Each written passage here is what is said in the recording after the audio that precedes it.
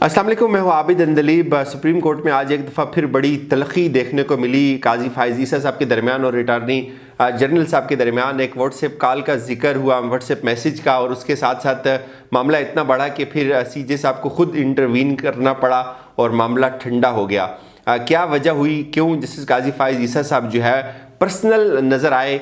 कल की तरह आज भी? कल जो हमने देखा था पहले उसका आपको इसका जो पस मंज़र है थोड़ा सा वो बताएंगे, उसके बाद आपको जो है वो ये सारी चीज़ समझ आ जाएगी। बुनियादी तौर पे वज़ीर-ए-आज़म की जानिब से, हुकूमत की जानिब से जो अरकान असम्बली उनको फ़ंड्स देने का जो मामला था वो अदालत के अंदर जो है वो ज़ेर बहस था। फायज़ ईसा साहब का ही ये उनकी इल्तिजा पे ये जो है वो ये बेंच बना, और उसमें कल जो समाअत हुई 5 रुकनी बेंच था, और उसमें कल चूँकि मैं वीडियो नहीं कर सका था, इस पर मेरी कुछ और कमिटमेंट्स थी, तो आज मैं चाहता हूँ उसका पस मंज़र थोड़ा सा आपको बताऊँ और फिर आपको ये सारी चीज़ समझ आ जाएगी कि कल जो हुआ वो क्यों रिलेवेंट है आज के साथ, और आज जो है वो नया क्या हुआ। बुनियादी तौर पे ये जो फंड्स का मामला था, इस पे अटॉर्नी जनरल से सुप्रीम कोर्ट ने एक रिपोर्ट मांगी थी कि आप सेक्रेटरी ख़जाना की तरफ से हमें वज़ीर-ए-आज़म की जो दस्तखत शुदा रिपोर्ट होगी वो हमें सबमिट करवाएं। वो रिपोर्ट आज सबमिट हुई, लेकिन उस पर जो है वो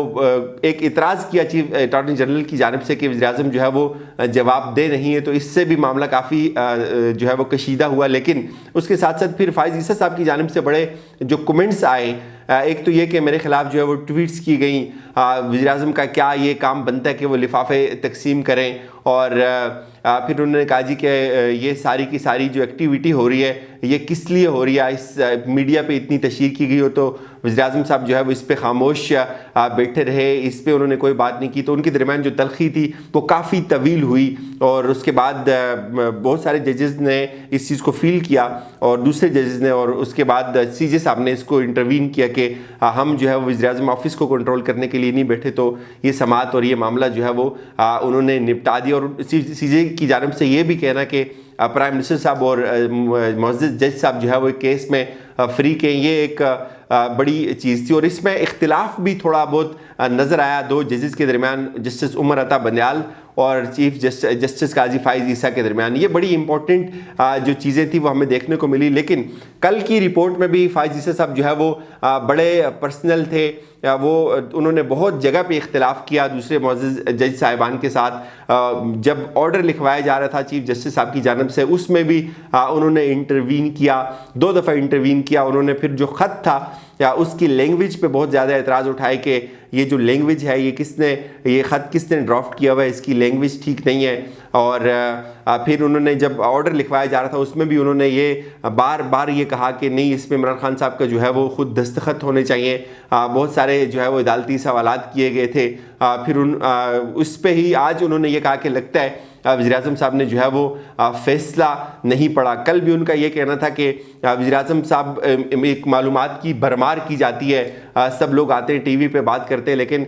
इस चीज़ की जो है वो तरदीद नहीं की गई। अगर इमरान खान साहब की जानिब से जो कोई गलती हुई है तो उनको चाहिए कि वो उसको तस्लीम कर लें, या कहें कि मैंने ये किया, या कहें कि मैंने गलत किया, तो उस पर वो खामोश क्यों है।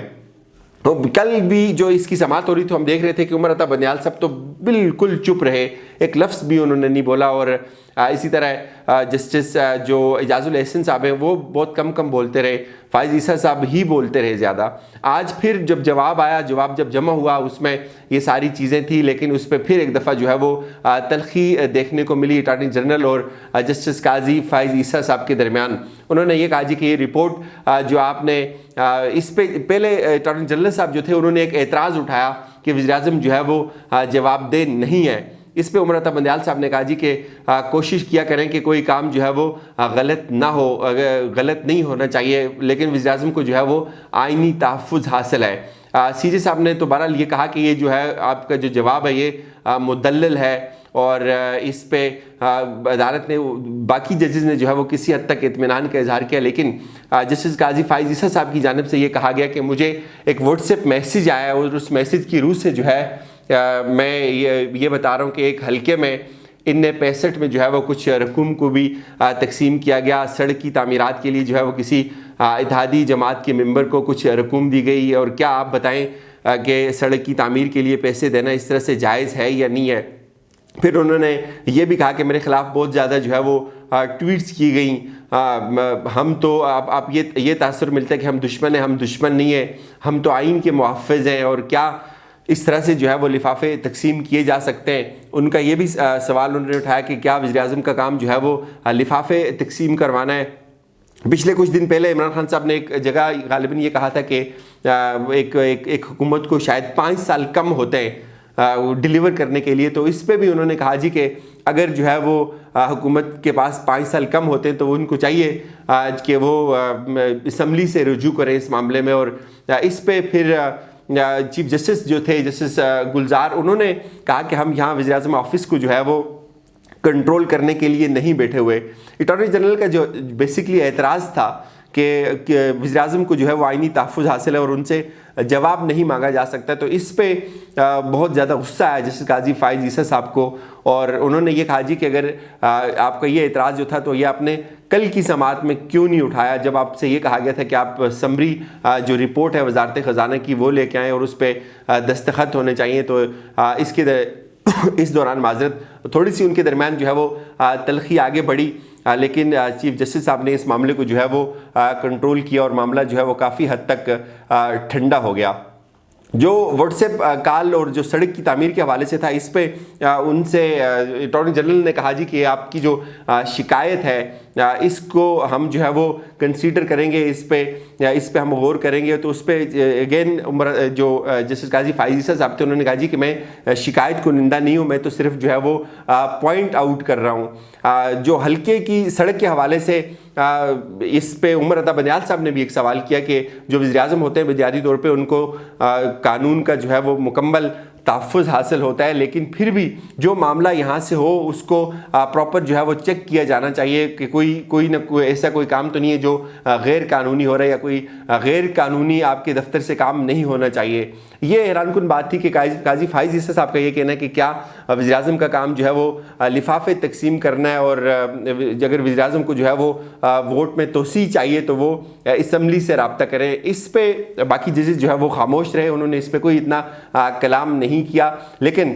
उमर अता बंदियाल साहब ने जो इख्तिलाफ मुझे नज़र आया 2 जजेस के दरमियान, एक तो ये कि उमर अता बंदियाल साहब के मुताबिक वज़ीर-ए-आज़म जो है वो ज़रूर जवाबदेह है, लेकिन जो हुकूमत होती है वो ब्यूरोक्रेसी के ज़रिए चलाई जाती है, वो सेक्रेटरीज़ के ज़रिए चलाई जाती है। वज़ीर-ए-आज़म उस वक्त जवाबदेह होता है जब मामला जो है वो उनसे मुतल्लिक हो। वज़ीर-ए-आज़म को जो है वो आइनी तहफ़्फ़ुज़ हासिल है। इस पे उन्होंने ये भी कहा जी कि क्या सवाल पूछा कि क्या वज़ीर-ए-आज़म जो है वो ज़ाती हैसियत में जवाबदेह हैं। ये बड़ी इंपॉर्टेंट चीज़ें थी। और फिर अटॉर्नी जनरल साहब ने जो एतराज़ उठाया, असल मेरे ख्याल में जो था वो मामला वहीं से ख़राब हुआ, चूँकि फ़ाइज़ ईसा साहब ने जो